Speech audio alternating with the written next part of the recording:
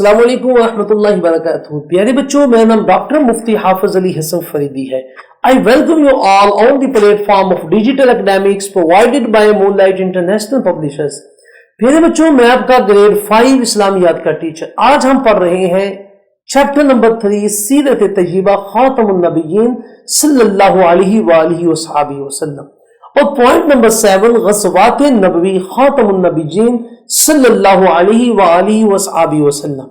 SLO غزوہ بدر کے بارے میں جان سکیں. پیارے بچوں، ہمارے نبی خاتم النبیین صلی اللہ علیہ وآلہ وصحبہ وسلم نے یوں تو بہت سے غزوات میں حصہ لیا، ان میں سے ایک غزوہ بدر ہے.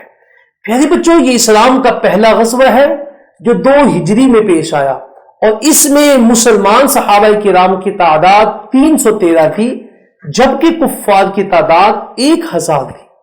پیارے بچوں، ہوا ایسا کہ قریشی مکہ کا ایک قافلہ جو ملک شام سے مکہ آ رہا تھا، لیکن وہ مدینہ کے راستے سے آ رہا تھا.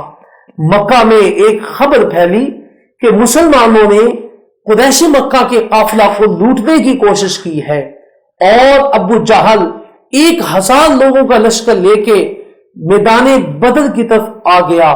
اسے لوگوں نے کہا کہ واپس آ جاؤ، قافلہ خیر و عافیت سے پہنچ گیا ہے، لیکن وہ اپنی ضد پہ ڈٹا رہا.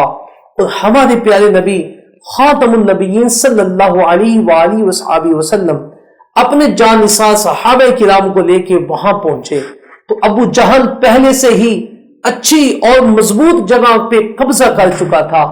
ہمارے پیارے نبی کو ریتلی زمین ملی، اور ایسی زمین کہ جہاں پہ گھوڑے نہیں دوڑ سکتے تھے، اور ان کی زمین چٹیل زمین تھی. آپ خاتم النبیین صلی اللہ علیہ وآلہ وصحبہ وسلم نے اللہ سے دعا کی، اللہ نے بارش کو نازل فرمایا، اور یہ ریتلی زمین پکی زمین بن گئی، اور اللہ تعالیٰ نے فرشتوں کے ذریعہ سے مسلمانوں کی مدد فرمائی.